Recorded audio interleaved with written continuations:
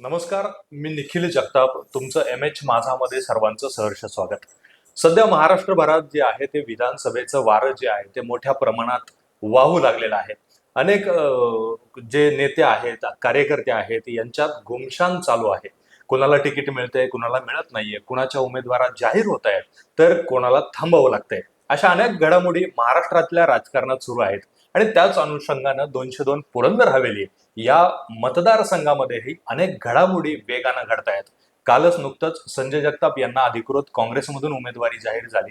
तर इतर पक्षातल्या उमेदवारा काही काळातच जाहीर होतील. त्यानंतरच पुरंदर तालुक्याचं जे चित्र आहे ते स्पष्ट होईल. याच विषयी आजचं राजकारण, इतिहासातलं राजकारण आणि सर्वच एकंदरीत पुरंदर तालुक्याच्या विकास घडामोडी, आधीचा झालेला विकास, आत्ता झालेला विकास, भविष्यात होणारा विकास किंवा सध्या पुरंदर तालुका नक्की विकासाच्या दृष्टीनं कुठे आहे याचा अभ्यास करण्यासाठी किंवा याचं सविस्तर विश्लेषण करण्यासाठी आपल्यासोबत आहेत पुरंदर तालुक्याचे माजी आमदार अशोक भाऊ टेकवडे. अशोक भाऊ, तुमचं सर्वप्रथम मनपूर्वक स्वागत. नमस्कार. काय सांगाल, काय सध्या राजकारणात चालू आहे? आता याच्यामध्ये 29 तारीख आहे. उमेदवारांना, इच्छुकांना, त्याच्यामध्ये अधिकृत उमेदवारांना फॉर्म विधानसभेच्या निवडणुकीसाठी भरण्याचे. 4 तारखेला माघारीचा त्या ठिकाणी दिवस आहे. तर 4 तारखेपासूनच खऱ्या अर्थानं 4 तारखेला माघारीची मुदत संपली की या महाराष्ट्रामध्ये निवडणूक कशा पद्धतीने पुढे चालली आहे याचं चित्र त्या ठिकाणी जनतेसमोर त्या ठिकाणी स्पष्ट होईल. दुसरा एक आता थोडंसं इतिहासात जाऊया की तुमच्या काळातलं राजकारण आणि आत्ताचं राजकारण सेम आहे की जमीन आसमानचा फरक आहे? नाही, आता माझा तर काळ चालूच आहे. हे तुमची तुमची पंचवार्षिक, तुम्ही पण सत्तेत त्याच्यामध्ये हा. जर आता पाहिलं तर आम्ही लोकांनी ज्या वेळेला तरुण वयामध्ये होतो तेव्हा 1977 सालची सन्माननीय दादासाहेब जाधवराव आणि त्या ठिकाणी शंकरराव उसळ अण्णांची इलेक्शन आम्ही त्या ठिकाणी सायकलवरती त्यावेळेला फिरत होतो वयाच्या 15व्या 16व्या वर्षी. नंतर 1980ला संभाजीराव कुंजी साहेब आणि दादासाहेब जाधवरावांची इलेक्शन आम्ही त्यावेळेला मोटरसायकलवरती 1980ला फिरत होतो. 1985ला हरिश्चंद्रजी सस्ते आणि दादांची इलेक्शन त्या ठिकाणी आम्ही वेगवेगळ्या वाहनातनं, मारुती गाड्यातनं फिरून त्या ठिकाणी केली. 1990ला विजय कोलते साहेब आणि दादा जाधवराव साहेबांची इलेक्शन आम्ही वेगवेगळ्या ठिकाणी फिरून केली, पाहिली. परत 1995ची इलेक्शन, 1999ची इलेक्शन, चंदूकाका वर्षे दादा आणि बाकीचे काही उमेदवार. 2004ला मी स्वतः आणि दादा ह्या त्या ठिकाणी निवडणूक झाली. 2009ला त्याच्यामध्ये आणखीन त्या ठिकाणी 3-4 लोकांची इलेक्शन झाली. 2014ला त्या ठिकाणी आपण पाहिलं आणखीन 3-4 लोकांची इलेक्शन झाली. त्याच्यामध्ये मी स्वतः परत 2014ला उमेदवार होतो. आणि 2019ची इलेक्शन संजय जगताप वर्सेस विजय बापू शिवतारे झाले. आता 2024ला येऊन आपण त्याच्यामध्ये पोचलोय. तेव्हाच्या काळात नक्की कसं होतं? तेव्हा असं म्हणलं जायचं की तुम्ही जेव्हा इलेक्शन लढली तेव्हा भेळीवरती इलेक्शन व्हायचं, पण आता रोजच्या पार्ट्या चालू आहेत, इतर आमिष दाखवली जातात. काय याच्याबद्दल काय म्हणणं आहे तुमचं? आता कसं आहे की याच्यामध्ये प्रत्येक जो उमेदवार आहे तो त्यांच्या विचारानं, त्यांच्या सोयीचं, त्यांच्या सहकार्यांना हवं असं आहे त्या पद्धतीने इलेक्शन पुढे घेऊन चाललेलं आहे. आता तर आपण पाहिलं की एकाच कुटुंबामध्ये वडील एका पक्षाकडे आहेत आणि मुलगा वेगळ्या पक्षाकडून त्या ठिकाणी आता उमेदवारी घेतोय. हे महाराष्ट्रामध्ये संपूर्ण चाललेलं आहे. किंवा लोकसभा एका पक्षाकडून लढणारी व्यक्ती आहे आणि आता विधानसभेला ती वेगळ्या पक्षाकडून उमेदवार म्हणून पुढे आले. म्हणजे लोकसभेचे उमेदवार होते आणि विधानसभेलाही त्या ठिकाणी ते पुढे आले. हे चित्र खूप वेगळं झालेलं आहे. सर्वांना घाई झालेली आहे की म्हणतात ना की अभी नाही तो कभी नाही, अशा धर्तीवरती सगळं चाललंय. आणि हे मला असं वाटतं की पूर्वीच्या लोकशाही प्रक्रियेला आणि आताच्या ह्या लोकशाही प्रक्रियेमध्ये खूप मोठा फरक पाहायला मिळतो. तुमच्याही बाबतीत असंच होतं की जुन्या काळी तुम्ही राष्ट्रवादीचे एक खंदे समर्थक किंवा एक कट्टर म्हणून होतात आणि नंतर कुठेतरी भाजपात प्रवेश केला, तर कुठेतरी लोकही असंच विचार करतील तुमच्या बाबतीत? लोकांचा विचार करण्याच्या पद्धती वेगवेगळ्या आहेत. ते कशा अँगलने विचार करतो तो त्यांचा विषय आहे. पण आम्ही मी स्वतः पाहिलं तर आत्ताच मी त्या ठिकाणी गुळूंच्यामध्ये दशक्रिया विधीला होतो. एक जुनं नेतृत्व नारायणभाऊ निगडे यांचा दशक्रिया विधी होता आणि तिथं काही लोक बोलत होते. मी स्वतः त्या ठिकाणी लोक ऊन झाल्यामुळं त्या माईक पाशी गेलो की म्हणलं मी बोलतो आता. हम्म. लोक म्हणले नाही नाही तुम्ही थांबा म्हणले, तुमच्या अगोदर अजून 4 लोक आहेत. म्हणजे त्यांनी सिनियरिटीचा लगेच तिथे हिशोब केला हम्म. आणि त्यांनी शेवटचं जे श्रद्धांजलीचं त्या ठिकाणी होतं ते मी बोललो आणि मग त्यांनी त्या ठिकाणी श्रद्धांजली थांबवली आणि तो दशक्रिया विधी त्याच्यामध्ये पार पडला. लोक किंमत करतात अजूनही त्याच्यामध्ये किंवा नाही आहे तुम्ही जनमानसामधले तुमची प्रतिमा अशी आहे. हम्म. पण प्रश्न असा झाला की ज्या वेळेला मला आमदार म्हणून त्या ठिकाणी जनतेनं, त्यावेळेच्या माझ्या पक्षानं, त्यावेळेच्या नेत्यांना संधी दिली, त्यावेळेला माझं एक विकासाचा एक त्याच्यामध्ये समोर मी तयार करून ठेवला की आपल्याला ह्या तालुक्याचा हा विकास झाला पाहिजे, पाणी ह्या पद्धतीने आलं पाहिजे इथं. त्यावेळेलाच मी ठरवलं होतं की ड्रायपोर्ट म्हणजे पॅसेंजर विरहित विमान सेवा म्हणजे संपूर्ण जगामध्ये इथून त्या ठिकाणी शेतकऱ्यांचा माल किंवा इतर म्हणजे थोडक्यात पॅसेंजर विरहित इथनं विमान सेवा चालू झाली पाहिजे. म्हणजे इथं गोडाऊन्स उभे राहतील, इथं कोल्ड स्टोरेज उभे राहतील, इथं मोठ्या प्रमाणावरती लॉजिस्टिक येईल, म्हणजे ट्रान्सपोर्ट चालू होतील, काही गॅरेजेस चालू होतील इथं. इथल्या लोकांना पाहिजे तो रोजगार आणि पाहिजे ते व्यवसाय उभे करता येतील. या हिशोबाने आम्ही ड्रायपोर्टची मागणी त्यावेळेला केली होती, दुर्दैवाने ती मागणी त्याच्यामध्ये त्या तत्कालीन नेत्यांच्याकडून त्या ठिकाणी आम्हाला त्याचा सपोर्ट मिळाला नाही. त्यामुळे ती मागणी आमची त्याच्यामध्ये कागदावरच राहिली. त्याच्यानंतर त्याच वेळेला आम्ही मागणी केली ती गुंतवणुकीचं पाणी मिळलं पाहिजे आणि गुंतवणुकीच्या मध्ये जे कोर्ट कचेऱ्या आहेत तर वीरवरनं जे वाहून पाणी जातं 3 महिने पाणी वाहून जातं आमच्याच हद्दीतनं, परंतच्या हद्दीतनं, ते आम्हाला मिळालं पाहिजे. तिथं केटीवर टाकून परत 2 महिने 4-5 महिने आम्हाला पाणी मिळलं पाहिजे. ते भिवरी पर्यंत त्याची पाईपलाईन गेली पाहिजे, एक पाईपलाईन नाझरपर्यंत आली पाहिजे, एक पाईपलाईन त्याच्यामध्ये आपल्या पिंगोरीमधून, वाल्यामधून, रागुळून नावलीपर्यंत गेले पाहिजे. ह्या मागण्या त्यावेळेला होत्या आणि त्या पद्धतीने ते व्हिजन घेऊन आपण त्या ठिकाणी चाललो होतो. मग नक्की पक्ष सोडण्याचा निर्णय का घेतला?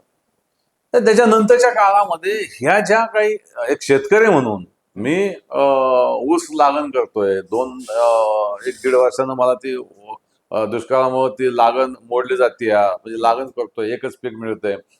माझ्या बरोबरचे शेतकरी जे दौंड तालुक्यात आहेत, इंदापूर आहेत, ते एकदा ऊस लागण केल्यानंतर 4-4 पिकं घेत आहेत. म्हणजे लागणीचा खर्च तेवढाच, त्यांचे उत्पन्न मात्र जास्त. मी लागण करायची आणि दुसऱ्या वर्षी मोडून टाकायची. हा पुरंदरच्या शेतकऱ्यांचा, मी शेतकरी म्हणून ती माझी भावना आहे आजही, की शेतकऱ्यांचा जो त्याच्यामध्ये कुठलाही विचार केला गेला नाही. पाण्याचा नाझर धरण जमिनी आमच्या गेल्या, त्यातला माझंही कुटुंब आहे, आमच्या जमिनी गेल्या, पण नाझर धरणातलं पाणी त्यावेळेला 67 साली ज्यावेळेला नाझर धरणचं भूमिपूजन झालं तेव्हा शेतकऱ्यांसाठी झालं.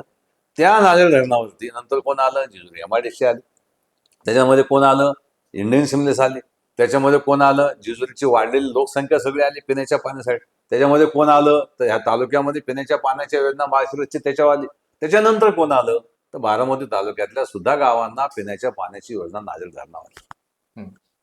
जमिनी आमच्या गेल्या, आम्हाला तर काहीच मिळालं नाही. आणि म्हणून या सगळ्या गोष्टीला कंटाळून किंवा काय नेमकं आम्हाला काय मिळत नाही म्हणून शेतकऱ्यांच्या हितासाठी भारतीय जनता पक्ष देश पातळीवर सत्तेवर असल्यामुळं तिथला निधी मिळून माझ्या या शेतकऱ्यांना विमानतळाचा प्रश्न सुटेल, पुरंदर उपसा सिंचन योजना 100% चालेल, जी आज 22% सुद्धा चालत नाही, आणि विहीरचं पाणी कुठून का होईना माझ्या शेतकऱ्यांना मिळेल, यासाठी मी जनतेच्या हितासाठी आणि पुरंदरच्या विकासासाठी आणि हवेलीतल्या लोकांचे जे काही प्रश्न महानगरपालिकेमधून तयार झाले ते सोडवण्यासाठी मी देवेंद्रजी फडणवीस साहेबांशी चर्चा करून, बावनकुळे साहेबांशी चर्चा करून त्यांनी मला ह्या गोष्टीचे आश्वासनं चर्चेमध्ये मिळाल्यानंतर मी या जनतेच्या भल्यासाठी त्या ठिकाणी भारतीय जनता पक्षात प्रवेश केला. आजपर्यंत गेल्या 1.5 वर्षामध्ये भारतीय जनता पक्षाच्या कुठल्याही नेतृत्वाला मी माझा वैयक्तिक कुठलं काम सांगितलेलं नाहीये. आणि माझा व्यवसाय, माझे उद्योग हे अतिशय प्रामाणिकपणाने मी करत असल्यामुळे मला कुठलीही अडचण नाहीये. मला जनतेची अडचण विकासाची सोडवायसाठी मी भारतीय जनता पार्टीत प्रवेश केला. दुसरा विषय असा की नागरिकांच्या मध्ये चर्चा अनेक वेळा होते की बारामतीकरांच्यामुळे पुरंदर कुठंतरी योजनांपासून वंचित राहतोय का? याच्याबद्दल तुमचं काय मत आहे? कसं आहे आता याच्यामध्ये की त्याचा इतिहास आहे, त्याचा वर्तमान काळ आहे, आणि याच्यामध्ये ह्या चर्चा करून आपण विनाकारण काहीतरी चिखलफेक कोणावर तरी करत बसण्यात काही अर्थ नाहीये. आमची खात्री आहे की उद्याच्या काळामध्ये भारतीय जनता पक्ष केंद्रात आज सत्तेवर आहे, आम्हाला मोठ्या प्रमाणावरती निधी त्या ठिकाणी मिळेल आणि पुरंदरचे प्रश्न त्या ठिकाणी सोडवले जातील, यासाठी आम्ही तो प्रयत्न करणार आहे. आता मागचं काय झालं, कुणी काय केलं, इतरांच्यावर चिखलफेक करण्यात काही अर्थ नाही. पुरंदरच्या विकासाच्या बाबतीत की पुरंदरमध्ये ठोस काही विकसनशील किंवा विकसित असे काही प्रकल्प नाहीयेत, तर त्याबद्दल नक्की पुरंदरची वास्तव स्थिती काय आहे तुमच्या नजरेतून? पुरंदरच्या विकासासाठी एक तर मुळात म्हणजे पुरंदरमधला शेतकरी अतिशय कष्टाळू आहे. मी स्वतः आहे. आत्ताच मी तुम्हाला माझ्या ड्रायव्हरला बोलून घेतलं होतं. त्या ड्रायव्हरने तुम्हाला काय सांगितलं, तुम्ही सांगा बरं, काय सांगितलं त्यांनी? मी काल त्याच्यामध्ये काय करत होतो, शेतात काम करत होता 5 तास मी त्याच्यामध्ये उभा राहून माझी ऊसाची लागण करत होतो. म्हणजे माझ्यासह पुरंदरमधला सगळा शेतकरी हा कष्टाळू आहे.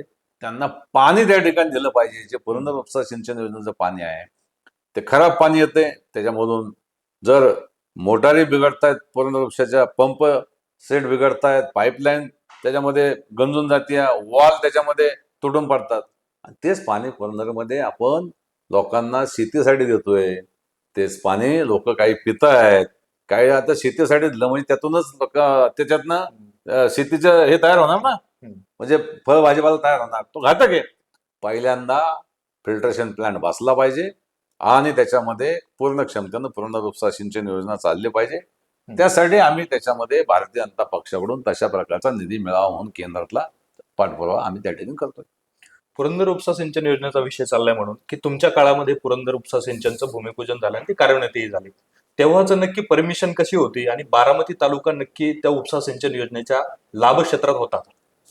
पुरंदर उपसा सिंचन योजना पहिलं उद्घाटन 2006 साली मीच करून घेतलं. जी अडखळत चाललेली होती, जी थांबत थांबत चाललेली होती, ती त्यावेळेला तिचं उद्घाटन केलं. दुसऱ्या टप्प्याचं उद्घाटन 2008ला केलं आणि त्यावेळेला पुरंदर उपसा सिंचन योजना ही पुरंदर मधल्या जनतेचं पूर्ण त्याने 100% त्याच्यामध्ये असणाऱ्या क्षेत्राप्रमाणे ती पुरंदर उपसा सिंचन योजना चालली पाहिजे, हेच त्यावेळेला त्याच्यामध्ये ठरलेलं होतं. पण बारामती तालुका त्या योजनेचा लाभ क्षेत्रात होता का त्यावेळेला? मी तुम्हाला पुन्हा सांगतोय की त्यावेळेला पुरंदर उपसा सिंचन योजना पुरंदर मधलं सगळं त्याच्यामध्ये जे क्षेत्र आहे त्याच्या कमांड मधलं ते ओलिता खाली येणं आणि तेच पूर्ण करणं हे पहिलं त्यावेळेचं हे होतं. पण तेव्हाच्या काळात एक आरोपही होत होता, नंतरच्या काळात झाला, की तेव्हा योजना चालू झाली पण त्याच्या मेंटेनन्स साठी काही तरतुदी नव्हत्या. या सगळ्या गोष्टी होत्या. 2009 पर्यंत ही योजना अतिशय सक्षमतेने चालली होती. 2009 पर्यंत नाझर धरणातलं पाणी पूर्ण क्षमतेने लोकांना मिळत होतं. त्याच्या पुढे नंतर जे काही त्याच्यामध्ये ज्यांच्याकडे सूत्र होती त्यांनी त्याची उत्तरं द्यावीत ना. हे जे आपण मला उत्तर विचारते ते त्यांनी दिलं पाहिजे. माझ्या काळात सुजलाम स्वप्न होतं. माझ्या काळात एक आंदोलन नव्हतं, एक मनुष्य उपोषणाकडे बसला नव्हता, कोणाला एमएससीबीचा काय तक्रार नव्हती. लाईट गेली की लगेच लाईट यायची. ह्या सासवड शहरामध्ये 24 आवर्स लाईट अशोक टेकवडेच्या काळामध्ये होती. कोणत्याही व्यापाऱ्यांना तुम्ही विचारा, आज त्याच्यामध्ये त्या ठिकाणी सोमवारची बी लाईट नाही, गुरुवारची दिवसभर लाईट नाही. सगळ्या व्यापाऱ्यांची यंत्रणा कोलमडते. उद्योगपतीचं आज चिंतामणी हॉस्पिटल आहे, दिवस दिवस त्यांना त्या ठिकाणी तिथं जनरेटर चालवायला लागतंय. आज काही हॉस्पिटलला जनरेटरचा बिघाड झाला तर त्या जे ऍडमिट लोक आहेत त्यांचं काय होणार? इथं कुठली काळजी घेतली गेलेली नाही, हे दुर्दैव आहे. म्हणजे आंदोलन करूनही आता परिस्थिती अशीच आहे. हे तुम्हालाच माहिती. आता तुम्हीच विचारा त्या लोकांना जे मी सांगतोय ते, की गुरुवारची लाईट असते का इथं, सोमवारची लाईट किती वेळा जाते, बुधवारी किती वेळा जाते, हा प्रश्न जनतेलाच विचारा. कारण मी तर रोज इथं बसून आहे. सगळ्यात जास्त वेळ पुरंदरच्या जनतेला जो पुढारी कोण असेल ना, सगळ्या नेते मंडळींच्या मध्ये अशोक टेकवडे इथं सगळ्यात जास्त वेळ सासवडला बसणारा व्यक्ती आहे. सकाळी 10 वाजल्यापासून संध्याकाळी 9 वाजेपर्यंत अशोक टेकवडे सासवडमध्ये असतो. कोणालाही विचारा आणि कधी त्याच्यामध्ये सांगा. म्हणून तर तुम्हाला सांगितलं की तालुक्याचं ठिकाण आणि इथं लाईट त्याच्यामध्ये दिवस दिवस नसते, हे दुर्दैव आहे आमचं. दुसरा एक बाजार व्यवस्थेच्या बाबतीतला प्रश्न, की पुरंदर तालुक्यातला शेतकरी तो चांगलं उत्पन्न काढतो. म्हणजे एका बाजूला अंजीर असेल, सीताफळ असेल किंवा फुलाचं उत्पादन आहे, पण त्याला कुठेतरी बाजार व्यवस्थेपासून वंचित राहावं लागतंय. ठोस बाजार व्यवस्था पुरंदरमध्ये नाहीये. आता जे कोण सत्तेत होते आता 2009 पासून 2014 पर्यंत, त्यांनाच हा प्रश्न विचारला पाहिजे. आम्ही तर सत्तेत नाही. पण सत्ता एका बाजूला तुमची आहे, केंद्रातही होती, राज्यातही होती. की आता ना आम्ही तर सत्तेत जाऊन 1 वर्ष 6 वर्ष झालं. त्याच्यामध्ये आता सत्तेत आम्ही गेल्यानंतर काय झालं हे तुम्ही पाहिलं. मग आता तिथंही असं झालं की बा हे बदलले, काय बदलले, तिथले व्यूहरचना सगळे बदलले हम्म. आणि निवडणुका लागल्या. हम्म. आणि आमचं बाळ अजून मोठं व्हायचं होतं, त्याच्यात अगोदर सगळा हा कार्यक्रम झालेला आहे. नंतर तुम्ही भाजपमध्ये प्रवेश केला आणि त्याच्यानंतर काही कालखंडानंतर अजितदादा सुद्धा इव्हन युतीमध्ये आले. तर तुमची त्यावेळेसची नक्की भावना काय होती? म्हणजे ज्यांच्यापासून तुम्ही लांब गेला तेच परत जवळ आले? कोणापासून कोण लांब जात नाही हा. आणि कोणापाशी फार कोणी जवळ जात नाही. राजकारणातली आत्ताची पद्धत आहे. हम्म. मगाशी सांगितलं, वडील एका पक्षात तर मुलगा दुसऱ्या पक्षाचं त्याच्यामध्ये एबी फॉर्म घेतोय आणि कार्यकर्ते तिसऱ्या पक्षात. विषय असा आहे की त्या घडामोडी घडल्या आणि आता त्या जुन्या झाल्या, मग त्याच्यामध्ये चर्चा करण्यात काय अर्थ नाही. पुरंदरमध्ये अशी कोणती गोष्ट आहे की पुढे विकास पुरंदरचा होऊ शकतो किंवा काही विजन तुमच्याकडे आहे का, की मोठे एखादे प्रकल्प किंवा याच्याबद्दल काही?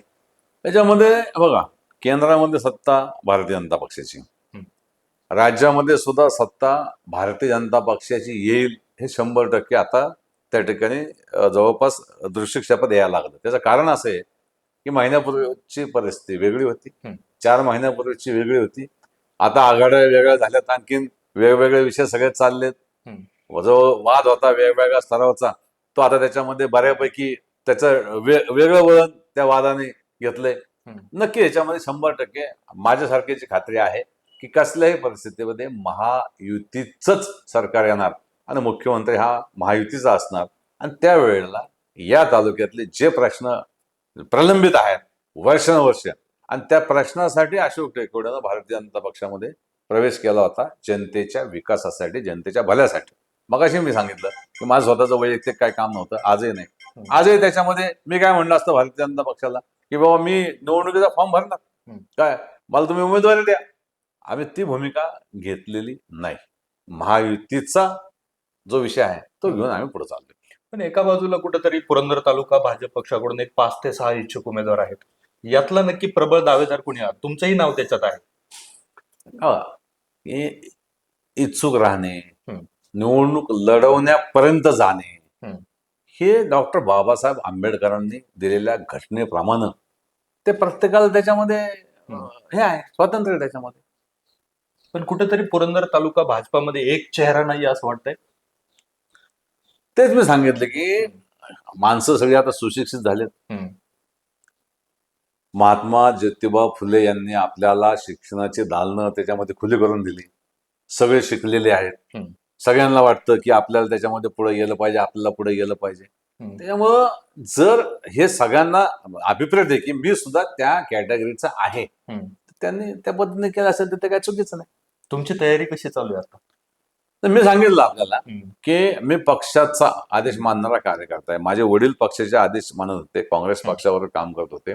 आम्ही त्याच्यामध्ये पवार साहेबांच्या बरोबर, अजितदादांच्या बरोबर त्या ठिकाणी त्या पद्धतीने राजकारण करत गेलो.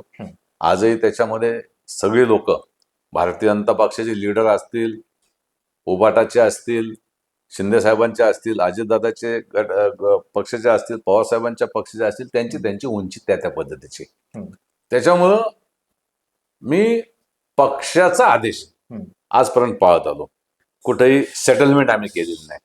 कुठल्याही आर्थिक व्यवहारामध्ये आजपर्यंत कोणी आमचं नाव घेऊ शकत नाहीये. मी असेल, माझा मुलगा असेल, कुटुंब असेल, माझे सहकारी जे भारतीय जनता पक्षामध्ये माझ्याबरोबर 250-300 गाड्या घेऊन जे त्यांनी प्रवेश केला, ते सगळे सहकारी. ते आज गावागावात त्याच्यामुळे ते शांत आहेत.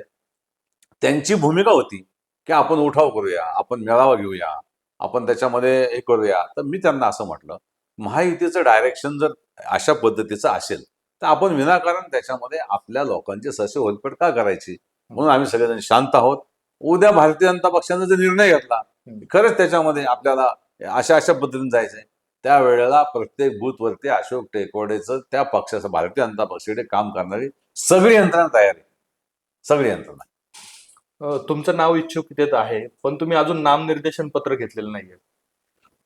जर बघा की मी आजपर्यंतच्या इतिहासात मी जिल्हा बँकेच्या निवडणुका आम्ही केल्या, आम्ही त्याच्यामध्ये त्या ठिकाणी त्यावेळेला असं लक्षात आलं की आपल्याला जर आपल्या पक्षाची भूमिका अशी असेल तर आपण त्या ठिकाणी पुढे जावं. नुसतं नामनिर्देशन पत्र घ्यायचं आणि नंतर त्याच्यामध्ये माघारीचं पत्र द्यायचं, ह्याला काय अर्थ नाहीये. म्हणजे थोडक्यात काय माहितीये का की अशोक टेकवडेनं 2004ची निवडणूक लढली. तिथं जय बघितलाय. 2014ची निवडणूक लढली, तिथं अडचण पाहिलेली आहे. त्याच्यामुळं नवीन माणसासारखं राजकारण मला करायचं नाहीये. अनेक लोक नवीन राजकारणात येतात, नवीन त्यांच्या अपेक्षा असतात. मला असं वाटतं 2 दिवसात भारतीय जनता पक्षाची जी काही महायुतीची जो काही निर्णय आहे तो आपल्या समोर येईल. त्याच्यानंतर नक्की तुमच्या ह्या प्रश्नाचं पुन्हा मी त्या ठिकाणी उत्तर देईन. पुढील भविष्य काळात अशोक टेकवडे एक नवा चेहरा राजकारणात आणणार. ह्याच्यामध्ये बघा आता की प्रत्येकाला याच्यामध्ये हे आहे किंवा राजकारणामध्ये समाजकारणामध्ये विकासासाठी आपण जाऊ. आणि आमच्या कुटुंबात सुद्धा माझे वडील तर त्याच्यामध्ये ग्रामपंचायतीचे सरपंच होते, त्याच्यामध्ये पंचायत समिती सदस्य होते. आता माझा मुलगा पंचायत समिती ग्रामपंचायतीचा सदस्य आहे. खरं तर ग्रामपंचायतीचा सदस्य म्हणून निवडून येणं हे आमदारकीपेक्षा अवघड असतं. तर लोकांनी त्याला 1 नंबरच्या मताने मधल्या काळामध्ये निवडून दिलं. तालुक्यातल्या काही जे प्रमुख लोक आहेत तालुक्यात राजकारण करणारे, त्यांना वाटलं अजिंक्य जर सरपंच झाला तर त्याच्यामध्ये पुढं काही स्पर्धेमध्ये येईल. सगळे एक झाले, सगळे पक्ष एक झाले आणि त्या निवडणुकीमध्ये त्या ठिकाणी शेवटच्या घटकेला काही घडामोडी घडल्या आणि त्याच्यामध्ये अजिंक्यला सरपंच पदापासून थांबवावं लागलं. मी त्याला स्पष्ट सांगितलं की बाबा रे, तू तुझ्यासाठी काम करू नको, तू जनतेसाठी काम करत राहा. तुझा व्यवसाय उद्योग सगळा व्यवस्थित आहे, तू इन्कम टॅक्स भरतोय, तू जीएसटी भरतोय, चांगलं आहे. देशामध्ये इन्कम टॅक्स भरणं म्हणलं तरी त्याच्यामध्ये तो देशाच्या कुठतरी त्या ठिकाणी बळकटीला तो हे देतोय, काय देतोय, सपोर्ट करतोय, तो इन्कम टॅक्स भरतोय. माझं म्हणणं आहे तू तुझं काम करत राहा, तू तुझा नावलौकिक वाढवत जा. वडिलांच्या नावापेक्षा तू स्वतःची इमेज तयार करून भविष्यामध्ये तुला काय भरारी घ्यायची राजकारणात तू ठरव. म्हणजे पुढील भविष्यातला आमदारकीचा चेहरा अजिंक्य टेकवडे असतील. त्याच्यामध्ये बघा, मी एक ट्रक ड्रायव्हर होतो, ट्रकवरती काम करत होतो, वेळेप्रसंगी हमाली करत होतो. अशोक टेकवड्याला पुरंदरचं स्टिअरिंग विधानसभेच्या हातामध्ये मिळालं. त्याच्या नशिबात जर असेल, त्याने जर काम केलं तर विधानसभा काय तो आणखीन पुढे जाऊ शकतो. विलासराव देशमुख साहेब कुठं काम करत होते? त्यांच्या गावामध्ये सरपंच होते. कुठे गेले? 2दा मुख्यमंत्री झाले आणि सेंट्रल गव्हर्नमेंट मंत्री झाले. उद्या निखिलचे तुम्ही पत्रकार म्हणून काम करताय, तुम्ही जर त्याच्यामध्ये या सामाजिक जीवनामध्ये आणखीन पुढे आला, झाला बेलसर गावचे सरपंच, झाला झेडपीचे पंचायत सदस्य, तर निखिल सुद्धा महाराष्ट्रातल्या राजकारणात जाऊ शकता तुम्ही. आता खूप सोपं झालंय, जग खूप जवळ आले, राजकारण सुद्धा सगळ्यांसाठी खूप जवळ आले. दुसरा एक विमानतळाच्या बाबतीतला प्रश्न. विमानतळाच्या बाबतीत जी बाधित गावं आहेत, ज्या ठिकाणी विमानतळ होणार आहे, त्यांचा विरोध आहे. नक्की तुमचा विमानतळाला त्याच जागेसंदर्भात सपोर्ट आहे की तुम्ही शेतकऱ्यांच्या बाजूने असाल? माझं तर म्हणणं आहे, गेले 10 वर्षापासून हा प्रश्न त्याच्यामध्ये भिजत पडलेला आहे. आमचं म्हणणं आहे त्याच्यामध्ये केंद्र शासनाला की एकदा तुम्ही त्याच्यामध्ये याचा म्हणजे तुमचं विमानतळासाठी ज्यांच्या जमिनी घ्यायच्या किंवा विमानतळासाठी लागणाऱ्या जमिनी घेताना त्याचा दर जो आहे तो जाहीर करा. दर जाहीर केला तर ज्यांना जमीन द्यायच्यात ते लोक पुढे येतील, ज्यांना नाही द्यायचं ते येणार नाहीत.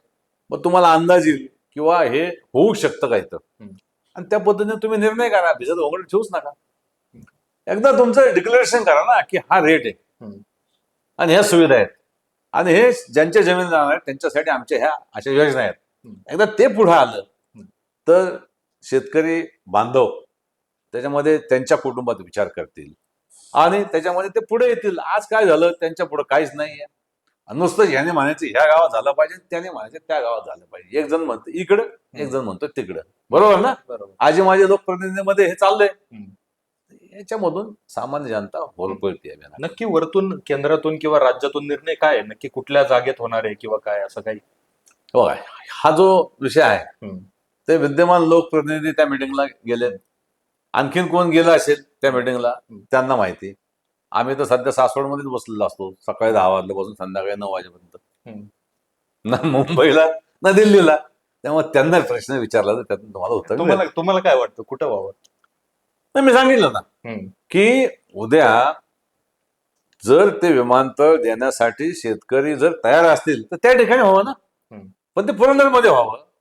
कारण पुरंदरमधून जर गेलं तर हजारो जे नवीन युवक तयार होणार आहेत त्यांचं कुठंतरी त्याच्यामध्ये भवितव्य आपण थांबवलं असं मला वाटतं.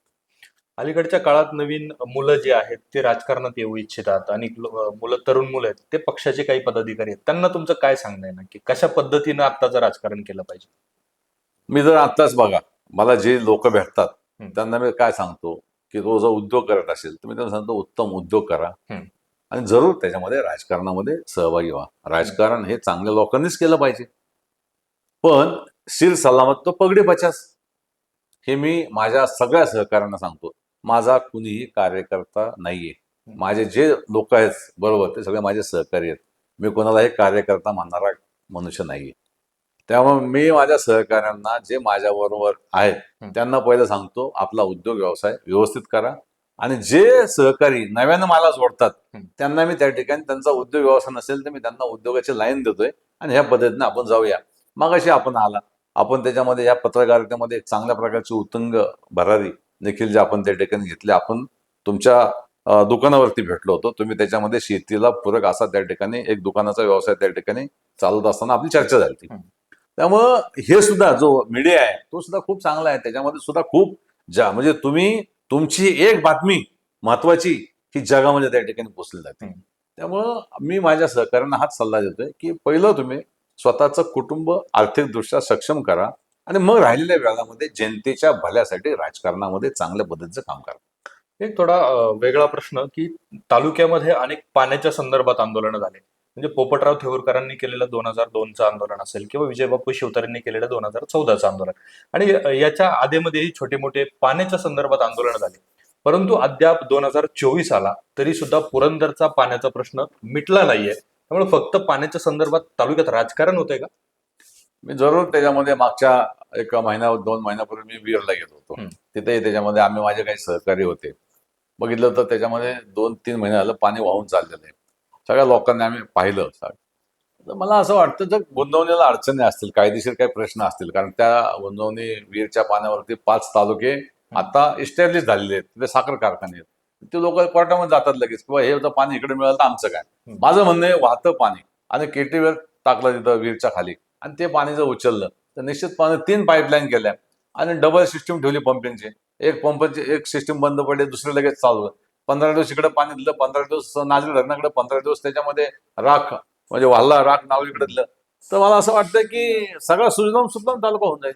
आणि तो पुरंदर उपसा सिंचन योजनेचा फिल्ट्रेशन प्लॅन्ट बसवला आणि त्या सगळ्या मोटरी चालू केल्या तर फिल्ट्रेशन परत म्हणजे परत काय मोटर खराब व्हायचं बी काय वेळ नाही. आणि जवळपास त्याच्यामध्ये 15-20 वर्ष त्या मोटर खराब होणार नाही. पुरंदरचा सगळा दुष्काळ हा त्या ठिकाणी कायमचा नष्ट होऊ शकतो. त्या योजनेच्या बाबतीत पुरंदर उपसाच्या नक्की तिथं पाईपलाईन नियोजित किती होत्या किंवा मोटर किती होत्या तुमच्या काळामध्ये तुम्ही जेव्हा सँक्शन केलं तेव्हा? 3 पाईपलाईन ह्या रेग्युलर चालणाऱ्या आणि एक पाईपलाईन स्पेअरची. जसं त्याच्यामध्ये बघा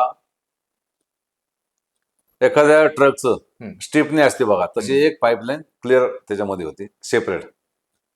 नंतर काय झालं, एक टायर फुटल्यानंतर त्याने ती स्ट्रिपनी तिथे टाकायची, दुसरा टायर फुटल्यानंतर आणखीन काय करायचं, असं करता करता त्याच्यामध्ये तिथल्या 3 पाईपलाईन ज्या होत्या त्याच्यातले स्पेअरची पाईपलाईन संपून टाकली. इकडचं मटेरियल तिकडे घेऊन तिसरी राहिली होती ती बंद पडली, दुसरी बंद पडली आणि एक पाईपलाईन मधल्या काळात फक्त चालू होती. आता एवढ्या याच्यामध्ये काय झालं असेल तर कल्पना नाही, ह्या महिन्यात 2 महिन्यात काय बदल झाला असेल. तरी त्याच्यातलं मेंटेनन्सही करण्यात आला. याच्यात बघा 2009 पासून 2014 पर्यंत ह्या 15 वर्षामध्ये तिथं लाखो लिटर पाणी, करोडो लिटर पाणी शेतीसाठी दिलं. त्याचा पैसा कोणाला जमा झाला, त्याची पैसा घेण्याची सिस्टीम काय होती, त्याच्यातला पैसा किती रेकॉर्डवरती आला, हे जर सगळं जर शोधलं तर आपल्याला कळेल की पुरंदर उपसा सिंचन योजनेचं नुकसान हे कशामुळे झालं. आपण शेवट वळूया की युतीचं अजून जागा वाटप पुरंदरच्या बाबतीत फायनल झालं नाही. कधी होईल आणि कोणाला मिळेल, काय तुमचा अंदाज? महायुतीचा तो प्रश्न आहे. काही वेळा दिल्लीमध्ये आता बैठका चाललेल्या आपल्याला कळतात, काही वेळेला मुंबईमध्ये चाललेल्या कळतात. पण मला असं वाटतं की 1-2 दिवसामध्ये हा विषय संपेल, कारण आता 29 तारीख शेवटची तारीख आणि आज आपण त्याच्यामध्ये 26 तारखेला आहोत. 27-28 2 दिवस मध्ये राहिलेत. त्यामुळे लवकर तुम्हाला ही बातमी समजेल नक्की कोण असावं पक्षाला. त्या ठिकाणी उद्याच्या काळामध्ये जर इथला आमदार भारतीय जनता पक्षाचा, महायुतीचा म्हणजे महायुतीतला घटक पक्षांचा असेल हम्म. तर निधी आणायला सोपं होईल. त्यामुळे त्या विचाराचा असा मागील काळात मागच्या पंचवार्षिकला असा आरोप केला जातो की काही पक्षांनी, जे घटक पक्ष आहेत युतीतले, त्यांनी कुठेतरी युतीचा धर्म पाळला नाही, कुठेतरी मतदान वेगळ्या पद्धतीने केलं गेलं, असे आरोप तालुक्यातून केले जात आहेत. काय आता बघा, शेवटी आरोप हे होत असतात. हम्म. जसं की त्याच्यामध्ये 2009ला हम्म. त्याच्यामध्ये माझी उमेदवारी त्या ठिकाणी थांबवली आणि माझेच सहकारी प्राध्यापक दिगंबर दुर्गाडे सरांना उमेदवारी दिली. त्याच्यानंतर माझ्यावरती आरोप झाला. काय आरोप झाला? किंवा अशोक टेकवडेंनी त्यावेळेला काम नाही केलं. हम्म. बरोबर आहे. आपण एक बघा, एक महिन्यापूर्वी त्याच्यामध्ये जे इच्छुक उमेदवार आहेत, संभाजीराव झेंडे साहेबांची मुलाखत ऐकली असेल. त्यांनी स्पष्टपणे सांगितलं की 2009ला जसं एकाच एक उमेदवार असला तर त्याच्यामध्ये काँग्रेसचा मनुष्य निवडून येतो, तसं त्याच्यामध्ये 2019ला काँग्रेस आणि शिवसेना झाली, मनुष्य निवडून आला. त्या मुलाखतीमध्ये संभाजीराव झेंडे साहेबांनी सांगितलं होतं की युती धर्म त्याच्यामध्ये पाळला गेला नाही ह्या विद्यमान आमदारांनी. त्यामुळे दुर्गाडे सर, संजय जगताप आणि त्याच्यामध्ये विजय शिवतारे यांच्यात इलेक्शन झाली आणि काँग्रेस आणि राष्ट्रवादीची मतं काय झाली? विभागली गेली आणि त्याच्यामध्ये त्या ठिकाणी शिवतारे साहेबांचा तिथं विजय झाला. मला सांगा, त्यावेळेला आरोप जे झाले ते माझ्यावर झाले काय, आणि विनाकारण त्याच्यामध्ये एका समाजाचं माझ्याकडे बघण्याचा दृष्टिकोन त्या ठिकाणी बदलवला गेला. तो काही लोकांनी तो नेरेटिव्ह काय केला, सेट केला. पण झेंडे साहेबांना मी धन्यवाद देतो की त्यांनी हे क्लिअर केलं की 2009ची निवडणूक ही केवळ 3 पक्षात झाली, काँग्रेस आणि राष्ट्रवादीची एकत्र झाली नाही, म्हणून त्या ठिकाणी दिगंबर दुर्गाडे सरांना पराभव पत्करायला लावला. मी संभाजी झेंडे साहेबांना धन्यवाद देतो. म्हणजे यावेळी जे घटक पक्ष आहेत ते युतीचा धर्म पाळून युतीचा जो उमेदवार असेल त्याचे 100% पाठीमागे उभं राहणार. इतरांचं काय असेल ते इतर लोक सांगतील. अशोक टेकवडे पुरंदरच्या भल्यासाठी, जनतेच्या विकासासाठी, नवोजित तरुणांचं भवितव्य घडवण्यासाठी, शेतकऱ्यांचा त्याच्यामध्ये दुष्काळाचा त्यांच्या कपाळावरती असणारा शिक्का पुसण्यासाठी आणि हवेली तालुक्यातल्या लोकांचा जो कर वाढलाय आणि तिथल्या सुविधा त्यांना मिळवून देण्यासाठी भारतीय जनता पक्ष आणि महायुतीचाच उमेदवाराचा प्रचार आम्ही करणार आणि महायुतीच्या प्रचारामध्ये अशोक टेकवडे त्या ठिकाणी पुढे असणारे, अग्रस्थानी असणारे. नक्कीच महायुतीचा उमेदवार तो कुणी असू द्या, तो अजित पवार गटाचा असू द्या, तो शिंदे साहेबांच्या गटाचा असू द्या, तो भारतीय जनता पक्षाचा असू द्या, त्याला निवडून आणण्यासाठी रात्रीचा दिवस करून त्या ठिकाणी पुरंदरच्या जनतेसाठी केंद्राचा निधी आणि राज्याचा निधी मिळवून पुढच्या 5 वर्षामध्ये पुरंदरचं भवितव्य घडवण्यासाठी अशोक टेकवडे महायुतीचा प्रचारक असणार आहे. भाऊ, एकदम शेवटचा प्रश्न की मतदारांना नक्की तुमचं काय सांगणं आहे? एकच आहे की मगाशी आपण बोललो की बा आपलं भवितव्य घडवायचं असेल तर आता ज्यांच्याकडे पैसे देण्याचे ज्यांच्याकडे हे आहे त्यांच्याकडेच आपण त्याच्यामध्ये गेलं पाहिजे ना. भारतीय जनता पक्षाकडं आज केंद्राचं सरकार आहे, राज्यात सुसरकार ते येणार आहे. आपल्याला जर शेतकऱ्यांचं, कष्टकऱ्यांचं भलं करून घ्यायचं असेल तर भारतीय जनता पक्षाच्या विचाराचा मनुष्य निवडून देणं गरजेचं. मग महायुतीचा म्हणून त्या ठिकाणी महायुती. नक्कीच. तर हे होते अशोक भाऊ टेकवडे. खरं म्हणजे विधानसभेच्या माध्यमातून आपण पुरंदर तालुक्यातल्या विविध घडामोडी ज्या आहेत याच्यावरती लक्ष केंद्रित करणार आहोत. त्याच अनुषंगानं अशा मुलाखती आम्ही तुमच्यासमोर घेऊन येणार असतो. आमचा MH माझा चॅनल नक्कीच सबस्क्राईब करा आणि बेल आयकॉन दाबायला विसरू नका. मनपूर्वक धन्यवाद.